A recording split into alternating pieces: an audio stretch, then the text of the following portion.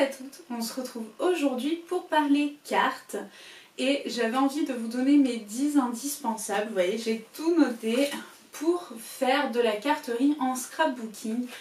Donc bien sûr, ma vidéo s'adresse plutôt aux débutants, mais franchement, tout le monde peut trouver des idées. Et n'hésitez pas à me dire en commentaire vos indispensables à vous. Je vous propose tout de suite de vous prendre en vue de dessus et de vous montrer tout ça. A tout de suite! Comme promis, on se prend en vue de dessus et on va faire le tour de tout le matériel pour faire des belles cartes. Alors j'ai envie de vous dire, il n'y a pas besoin d'extrêmement de matériel. Là, je vais vous donner une liste qui est déjà exhaustive. Honnêtement, pour commencer, vous avez besoin de quelques encres ou de quelques peintures, voire aquarelles, et de quelques paillettes. Et allez, soyons fous, quelques tampons et ça ira très bien. Et ensuite, plus vous étofferez votre matériel, plus vos possibilités vont augmenter, plus vous pourrez vous amuser. Donc là, c'est vraiment un matériel dédié à la carterie, mais bien sûr qu'on utilise tout le temps pour plein d'autres techniques. Donc on va commencer tout de suite avec pour moi un indispensable du scrapbooking au-delà de la carterie, c'est une machine de découpe. Je conseille toujours la Big Shot. Il y a une vidéo sur ma chaîne dédiée à la Big Shot. Là, j'ai décidé de vous montrer la mini évolution de We Are Memory Keepers que j'utilise beaucoup pour les petits détails. On l'avait testé notamment avec cette carte-ci. Voilà, de la collection Laura by Laura, les petites dies. Et moi, je trouve que les machines de découpe, ça reste un indispensable puisque j'adore utiliser des matrices de découpe. D'ailleurs, la semaine dernière, on avait fait cette petite carte avec cette dies koala qui va avec ce tampon. Je vous invite à revoir ça si vous l'avez loupé, mais du coup voilà, ça vous permettra de faire ce genre de petite carte qui est très sympa. Donc voilà pour la machine de découpe. Ensuite, qui dit machine de découpe pour ce genre de découpe là, dit feutre à alcool. Donc vous voyez, moi il s'agit des Twin Markers de chez Action, tout simplement. Il y a des produits que je recommande pas forcément chez Action, mais honnêtement, les Twin Markers de Decotime font largement l'affaire pour des feutres à alcool, pour commencer. Donc voilà, moi je vous les conseille, c'est ceux que j'ai. Vous avez dû voir dans mes anciennes vidéos, j'ai vraiment le gros bloc avec toutes les couleurs. Et franchement, j'utilise que ceux-là en feutre à alcool. Donc voilà, ça suffit largement. J'avais payé, je crois, entre 5 et 10 € le gros bloc. Et ça fait des années que je l'ai, ils n'ont pas séché et en plus ils conviennent très bien. Vous voyez, on fait des petites choses assez sympas avec. Donc c'est suffisant. Pour pouvoir faire du tamponnage, il vous faut bien sûr des tampons clear. Donc vous voyez, là j'ai pris ceux que j'ai utilisés ici et ici. Voilà. Mais je vous conseille d'en avoir avec des sentiments, donc des petits mots comme ça. Avec des petits animaux, des petits événements, etc. pour pouvoir faire de la colorisation. Vous voyez, là j'avais colorisé avec de l'aquarelle par exemple. Donc ça se fait tout à fait. Mais du coup, pareil, même technique. Alors pour le faire, pour les feutres à alcool, je prends de la Memento noire. Là, c'est la Tuxedo Black. Et pour le faire avec de l'aquarelle, je prends de la Versafine. C'est la Onyx Black. Donc voilà celle que j'ai. Mais vous retrouverez toutes les questions que vous vous posez sur l'encre dans ma vidéo que je vous mettrai dessous. En barre d'infos, j'ai fait une vidéo où vraiment je vous parle de toutes les encres qui existent, de leurs particularités et de leur utilisation. Donc je vous invite vraiment à la voir si c'est pas fait et que vous vous posez des questions. Comme ça, j'espère que vous aurez vos réponses. Donc voilà pour ça. Ensuite, une fois qu'on a nos tamponnages, qu'on les a colorisés, qu'on a tout ce qu'il faut, il faut pouvoir les fixer. Donc bien sûr, l'indispensable suprême du scrapbooking, de la colle. Vous le savez si vous regardez mes vidéos, j'adore utiliser de la colle, de l'encre, c'est vrai aussi, mais de la colle nouveau. J'utilise aussi la Tacky chez Craftelier, mais voilà, la nouveau est ma petite préférée. Et bien sûr, j'utilise aussi du double face et du scotch mousse. Donc voilà, c'est pour moi des indispensables. Le scotch mousse pour donner du volume, le double face pour fixer et la colle, bah, bien sûr, pour fixer aussi, surtout les petites paillettes, etc. C'est quand même la base. Donc voilà, ça c'est vraiment l'indispensable dont on ne peut pas se passer. Ensuite, j'ai parlé paillettes. Vous le voyez, j'ai un petit problème avec les paillettes, j'en mets un peu partout. Et du coup, je ne vous conseille que trop d'acheter ce genre de petits sachets. Vous voyez, il y a des Craftelier, il y a des Mintopia, il y a des Effidoodle, il y a des Rosy Studio, j'en ai un peu de toutes les marques, j'adore ça. Donc voilà, c'est un peu le petit craquage que j'ai même des hauts naïfs. Enfin voilà, je vous conseille les petites paillettes de toutes les couleurs, on s'en sert toujours et ça donne tout de suite de la dimension à nos créations. Et dans le même style, je vous conseille, si vous débutez le scrap, de vous acheter quelques encres nouveaux, voilà, en petit basique.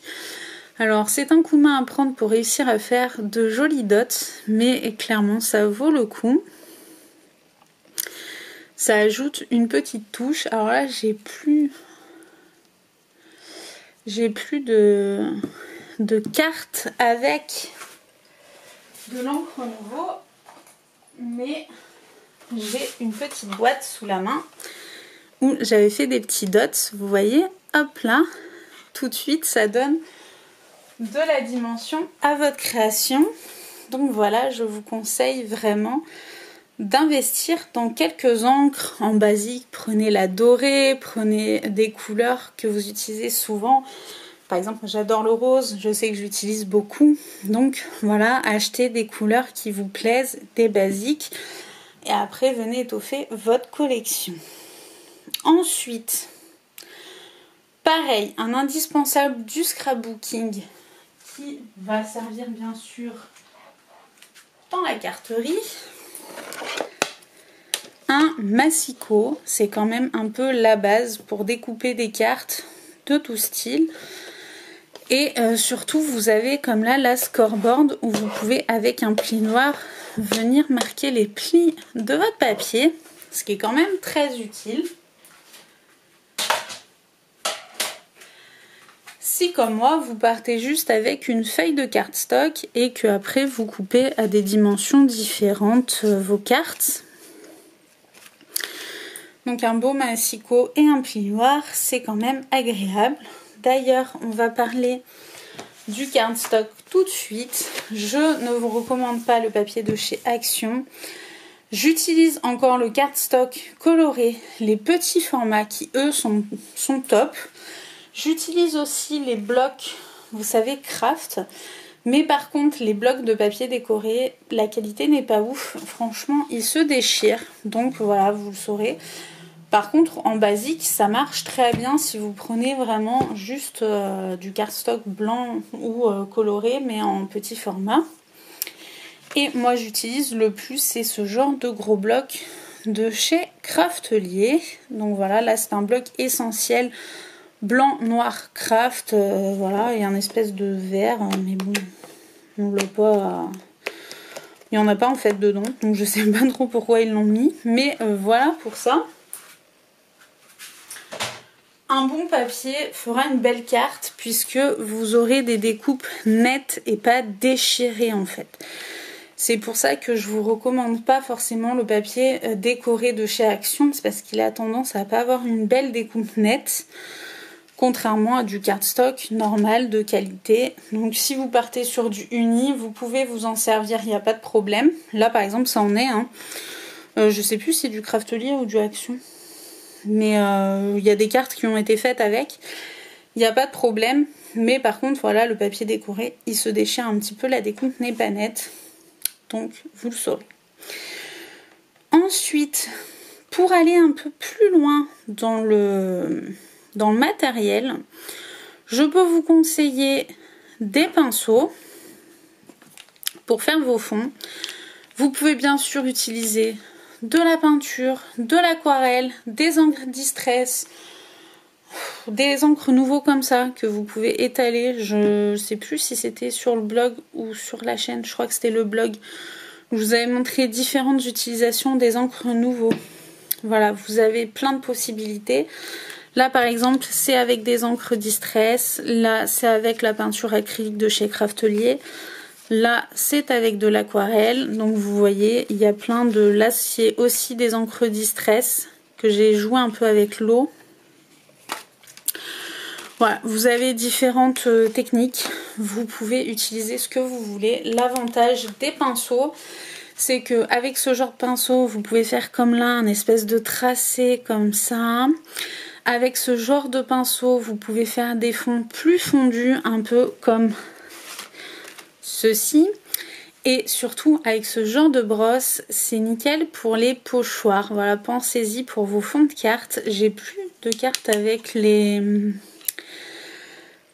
un fond fait avec un pochoir, parce que souvent j'utilise les cartes que je fais, donc j'en ai plus, mais voilà, j'adore utiliser ce genre de brosse. Donc voilà pour le matériel un peu plus complexe, si je puis dire. Encore que je pense pas qu'avoir un pinceau avec un petit peu de peinture soit très complexe à se procurer. Mais voilà pour du matériel un peu plus spécifique. Et enfin, le matériel qui, à mon sens, fera la différence, c'est du matériel d'embossage à chaud. Donc voilà, tout simplement, je vous conseille un minimum, une petite poudre à effet transparent. Ça va pas focuser. Elle est, voilà, transparente pour donner un effet vernis. Vous pouvez aussi prendre de la dorée. Alors celle-là, je les avais pris chez Cultura. Ensuite, vous avez des plus spécifiques. Par exemple, là, la Low Phone, elle est glow in the dark. Elle est fluorescente. Voilà, je cherchais le mot. Là, elle est rose. Voilà.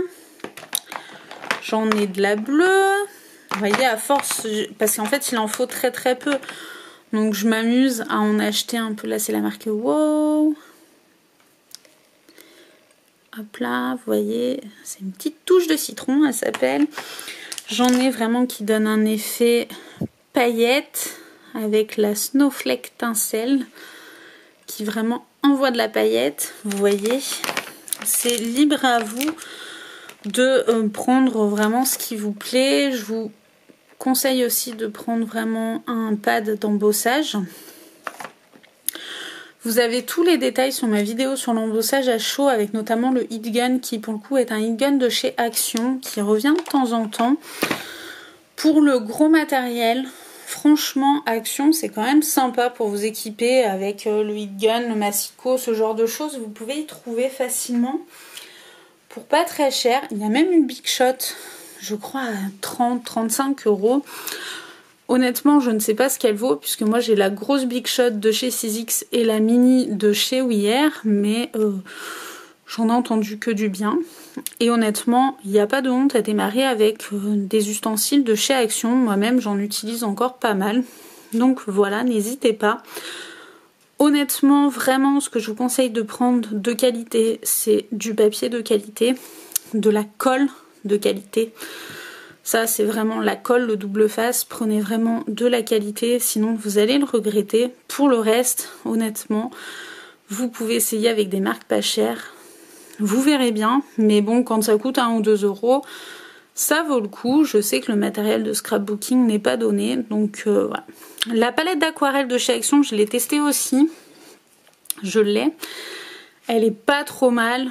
Bon après clairement on va pas en faire des merveilles en aquarelle, si vraiment c'est juste pour faire des fonds ça vous suffit. Donc voilà pour ça. J'espère que cette vidéo ne sera pas trop longue et trop ennuyante. Mais n'hésitez pas si vous avez des questions, si vous avez des suggestions, si vous voulez que j'utilise une technique pour une prochaine carte, par exemple sur la chaîne, n'hésitez pas à me laisser tout ça en commentaire. Aussi des vidéos spécifiques. Je vous ai fait l'embossage, je vous ai fait la Canon Selfie, la Big Shot, ce genre de choses. Mais s'il y a des techniques ou des produits que vous aimeriez vraiment que je m'attarde dessus et que je vous explique en détail, n'hésitez pas, c'est avec plaisir. Donc voilà, je ne vais pas vous retenir plus longtemps.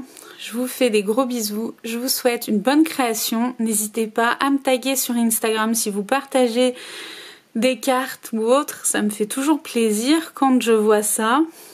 Et je laisse toujours un petit commentaire. Je vous fais des gros bisous et à la semaine prochaine. Bye bye!